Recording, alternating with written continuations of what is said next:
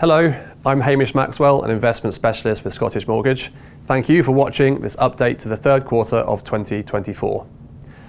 I'll bring you up to speed on how we've been navigating choppy markets, a bit about positioning, including our China and private companies exposure, and some repositioning, and I'll end on return drivers and upside potential.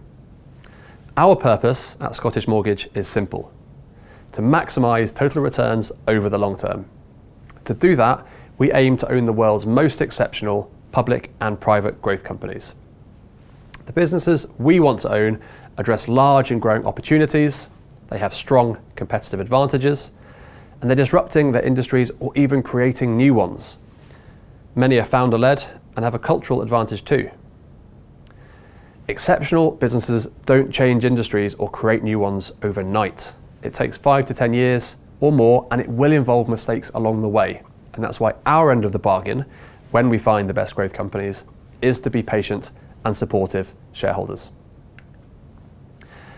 Investors have been navigating a complex market backdrop, with the market focused on a number of short-term uncertainties, notably the interest rate environment and political and geopolitical risk, from the US election to armed conflict and tension over Taiwan.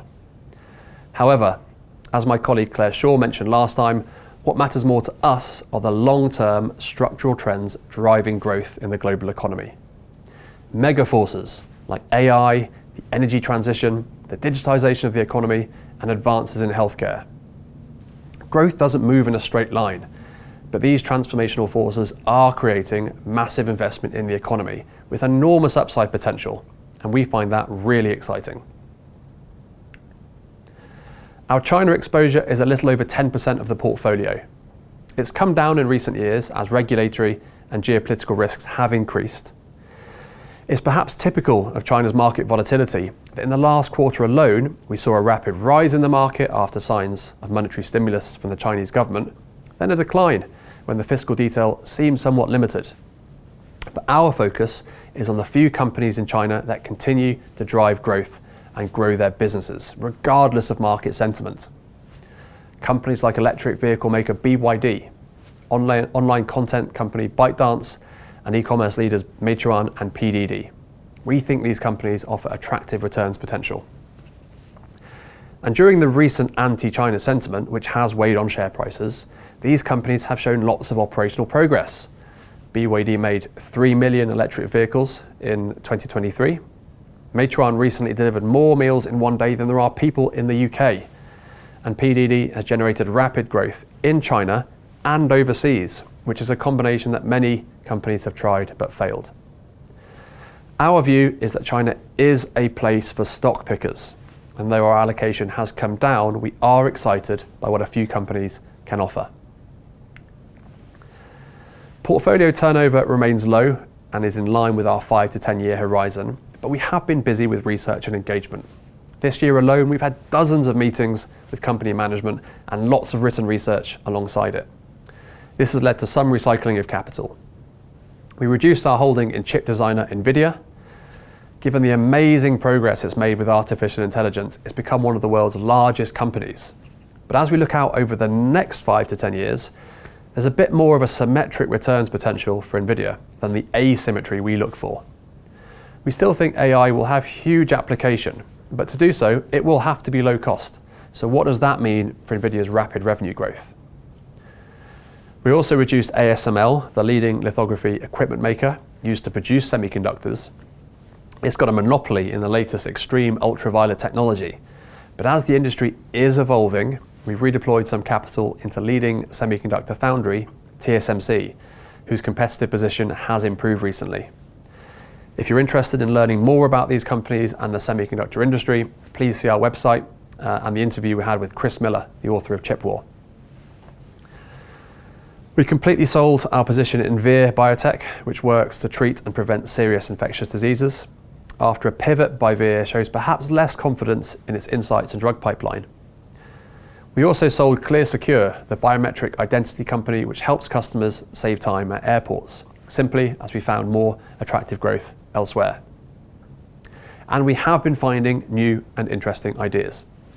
We bought Nubank, Latin America's leading digital bank, indeed the largest digital bank outside of China.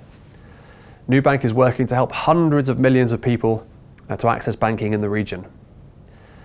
We took a new holding in Hermes, the French luxury goods company that's finding new markets for its ultra high-end products.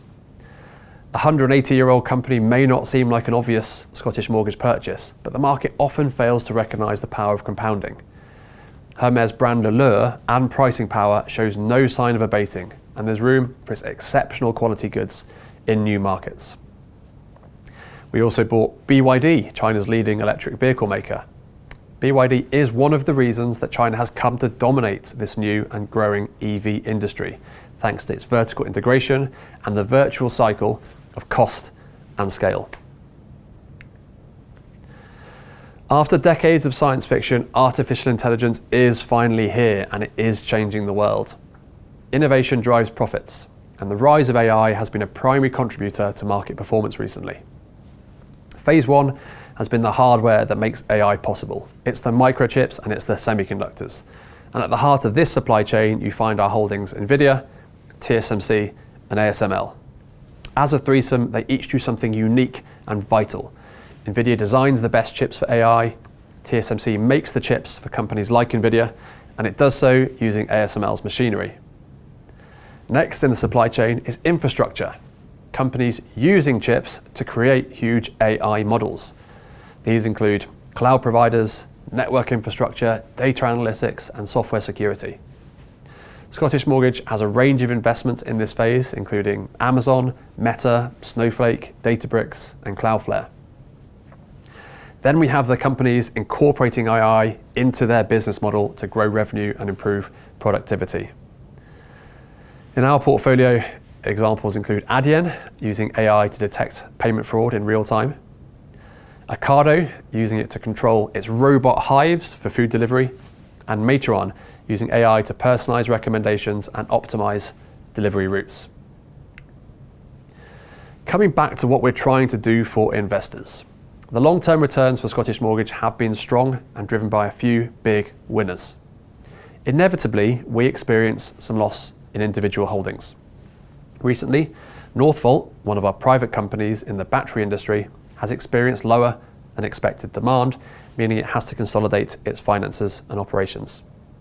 And Moderna, the biotech company, is experiencing lower revenue in this period between its enormous COVID vaccine success and the future rollout of its newer pipeline, such as RSV and cancer vaccines. But in both of these cases, the upside could still be profound, so we are engaging with management and monitoring the situation. However, the maximum you can lose in one company is the original investment, but the returns from the biggest winners can be unlimited. This asymmetry is what's been crucial to our good long-term returns. For instance, NVIDIA, which we bought in 2016, has returned 85 times our original investment. Tesla, bought in 2013, has returned 18 times, and ASML and Ferrari have returned 10 times each. But what about extreme returns from here? It comes back to my remarks about structural changes in the economy. AI, energy, health, logistics, digitization. We believe our holdings are driving this sort of valuable change. So, notwithstanding near-term macro volatility, we are excited about the potential of Scottish Mortgage to deliver extreme long-term returns. Thanks for watching.